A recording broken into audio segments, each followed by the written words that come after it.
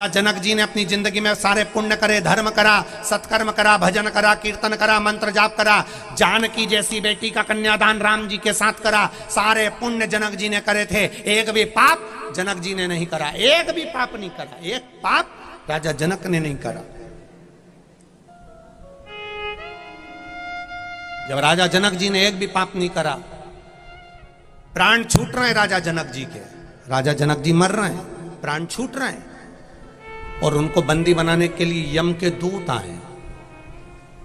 राजा जनक जी ने पूछा, मैंने जिंदगी में कभी झूठ नहीं बोला, कपट नहीं करा, बेईमानी नहीं करी, प्रपंच नहीं करा, छल नहीं करा, अपशब्द नहीं कहा, किसी को गाली नहीं दी, कभी मेरे राज्य में जेल भी नहीं बनाई, क्योंकि कोई चोर भी आता था तो उसको छोड़ देता था, कोई गलत काम करता था तो वो सुधर जाता था। राजा जनक के राज्य में कोई जेल भी नहीं थी।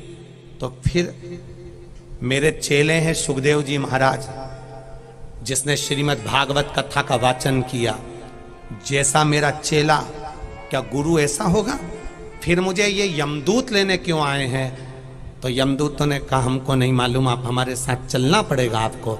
यमदूत राजा जनक जी को लेकर जब चले तो राजा जनक जी ने राजा धर्मराज से पूछा कि मैंने कौन सा पाप करा जो मुझे बैकुंठ की जगह नरक के रास्ते से लाया जा रहा है। धर्मराज ने कहा, आपने एक गलत काम कर दिया था। कौन सा? एक बार आप रथ में बैठकर जा रहे थे, रास्ते में एक गाय खड़ी थी, रास्ते में एक गाय खड़ी थी। राजा जनक, आपने एक रथ पर बैठकर जाते जाते गाय खड़ी थी और आपने अपने सैनिकों से कह दिया कि गाय को हटाओ। गाय को जाना इधर था, सैनिकों ने भगा उधर दिया, रास्ता चेंज कर दिया, इसलिए तुम्हें भी जाना था बैकुंठ में, तुम्हारा रास्ता चेंज हो गया, तुम्हें नरक से जाना पड़ा। अब नरक में से राजा जनक निकल कर जा रहे थे तो नरक में जितने पापी बंधे हुए थे सब कारागार में पड़े हुए थे। राजा जनक जैसे ही गए तो राजा जनक के जाने से सारे पापी चिल्लाने लगे, महाराज हमको छोड़कर मत जाना, महाराज हमको छोड़कर मत जाना, महाराज हमको छोड़कर मत जाना। राजा जनक जी ने धर्मराज से पूछा, ये कौन है? तो कहा, ये सब पापी हैं, नरक का भोग भोग रहे हैं, तो ये मुझे क्यों रोक रहे हैं? मुझे रोकने का कारण क्या है? धर्मराज ने कहा, आपको रोकने का कारण केवल इतना सा है, आपने जो पृथ्वी पर दान करा, पुण्य करा, भजन करा, कीर्तन करा, सत्संग करा, कथा सुनी, आपकी कथा सुना हुआ ये शरीर जब नरक में आया है, इससे जो तरंगे निकल रही हैं, इससे छूकर, शरीर से छूकर जो हवा जा रही है, उससे इन पापियों को पुण्य प्राप्त हो रहा है और ये पापी पुण्य पाकर मुक्त होते चले जा रहे हैं। राजा जनक जी ने कहा, अब मुझे बैकुंठ मत ले जाओ, अगर मेरे शरीर से हवा लगकर इन पापियों का उद्धार हो जाए तो इससे बढ़कर सुख क्या होगा। देवताओं ने हाथ जोड़ लिए राजा जनक जी के, आपके जैसा पुण्य वाला कोई नहीं होगा। तो मेरी जीजियों, आपके शरीर से हवा लगकर अगर कोई पापी का भी कल्याण हो जाए ना, तो समझना कि दुनिया की सबसे बड़ी पुण्यात्मा आप हो। ट्रैक्टर उतार दे, गाड़ी वाला तुम्हें नीचे उतार दे, बस वाला तुम्हें नीचे उतार दे, अपने घर जाओ, 5 कदम 10 कदम चलकर जाओ, 10 कदम की जगह उसको 20 कदम चलकर जाओ, धीरे धीरे चलकर जाओ, तुम्हारे शरीर से हवा जो छूकर किसी के घर में भी प्रवेश करेगी तो ना जाने कितनों का कल्याण हो जाएगा। शिव महापुराण की कथा तो यहां तक कहती है, कोई भीख मांगने वाला भिखारी भिक्षुक भी अगर कथा सुनने वाले व्यक्ति के चरण की रज को शरीर से लगा लेता है तो उसका अगला जन्म भिखारी का नहीं होता, वो धनपति बनकर पैदा होता है। यहां तक शिव तत्व कर रहा है। बोल बम का नारा है,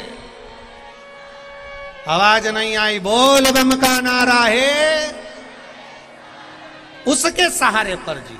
अपने जीवन में पुण्य करने का मौका मिल जाए तो कर लो, अपने जीवन में अच्छा कर्म करने का मौका मिल जाए कर लो।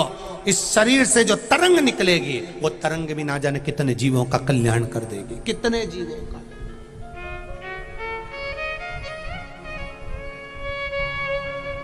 कितने जीवों का कल्याण।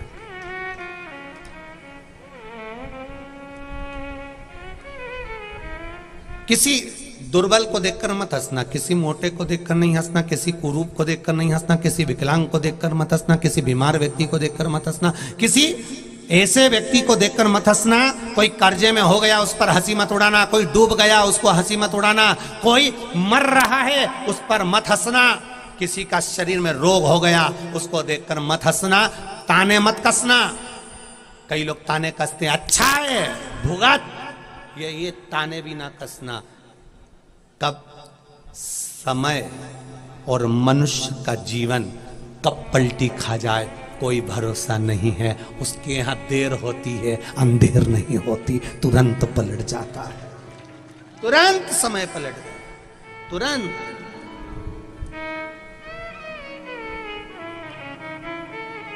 वो एक लाइन आप लोग गुनगुनाते रहते हो, कभी प्यासे को पानी पिलाया नहीं, अमृत पिलाने से क्या फायदा, कभी गिरते हुए को उठाया नहीं, बाद आंसू बहाने से क्या फायदा। कौन किसको पूछेगा।